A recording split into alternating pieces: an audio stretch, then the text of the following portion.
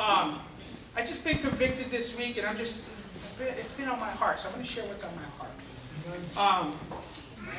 What does it mean to take communion? You know, when in Luke 22, we find it says, "Do this in remembrance of me." Well, what does that really mean? And a lot of times, sometimes we reference the Lord's Supper and doing this in remembrance of taking the bread and the wine to what happened last week, or how our life has been going, or what you need forgiveness for, or who do you need to forgive. But there's a lot of stuff that we experienced in the previous week to the point that we get here in the morning. And then we're about to take communion. But I want to go back to that time when Jesus took, at the Passover, when he said, "Do this in remembrance of me." Let's go ahead and turn to Luke 22.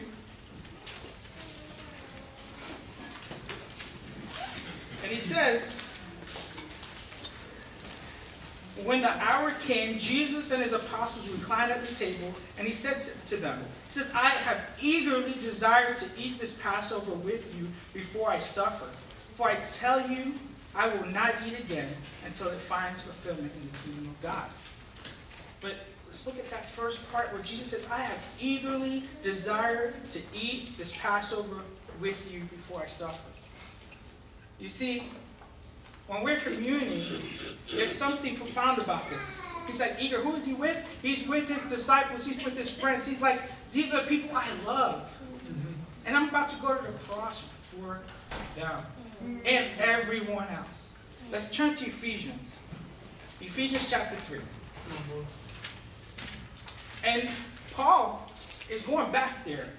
But he started praying in chapter 1, and then he goes to chapter 3 here. And he's praying, this is a prayer for the Ephesians. And there's something powerful here. He's reminding them of something. You know, I have a torn ACL and a meniscus. But he gets down on his knees. Come on, bro. Come on. You got this. It's a powerful thing. Because he's like, I'm praying for you. Amen. So that we dwell in Christ. Okay? He said, I'm praying for you. So he says here, "For this reason I kneel before the Father, from whom every family in heaven and on earth derives its name. I pray that out of his glorious riches he may strengthen you with power through his Spirit in your inner being, so that Christ may dwell in your hearts through faith.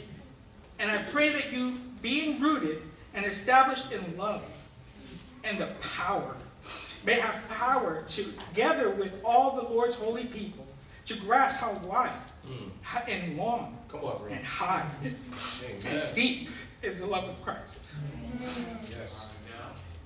And to know this love that surpasses knowledge, that you may be fulfilled to the measure of all fullness of God." Yes. Now, I cry a lot. We know that. But in all honesty, it comes from a place of brokenness.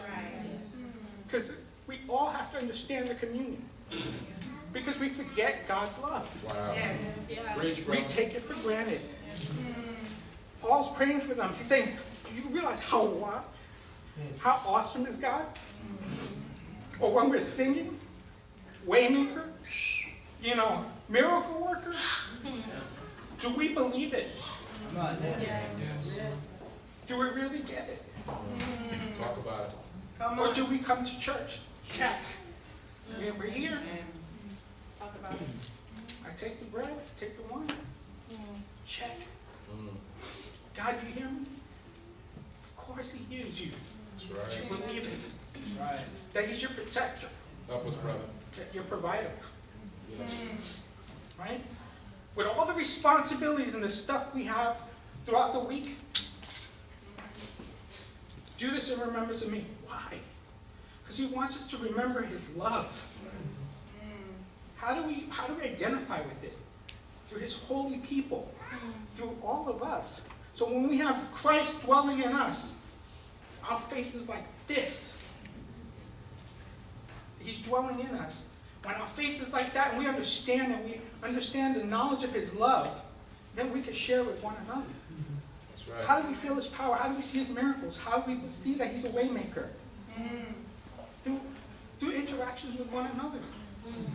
We find it.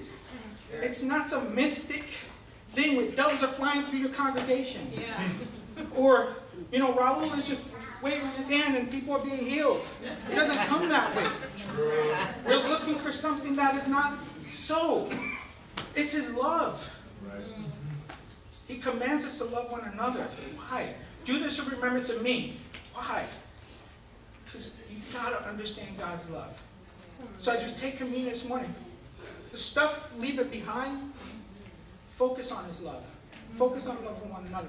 Focus on this opportunity. It's not just church. It's not. We're singing together to glorify God, to find his love. We don't get love out there. We need to love each other. That's right. Life is hard on its own. It's not about the status quo. Let's go ahead and pray. Father God, we just totally thank you, Father. There's no other words that we can even say for what you've done for us already. God, just help us. Help our church. Help each individual in this room, Father, to understand and grasp your love. Even when it just seems so overwhelming that we don't understand it, Father. That I pray that we cling on to someone next to us to help us understand it. That I pray that we love each other immensely. That it covers over a multitude of sins. That God, that your death did not mean something that was in vain. But God, that we truly, truly understand. That we can be broken. That we can cry out to you. That we can come to your prayer anytime. Because you're always there. You never leave us, Father. You've always been the way maker. You always protect us.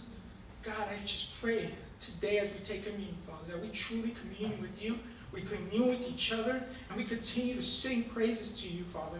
Because your love is so sweet, Father. Thank you for today, Father. We love you. In Jesus' name we pray. Amen.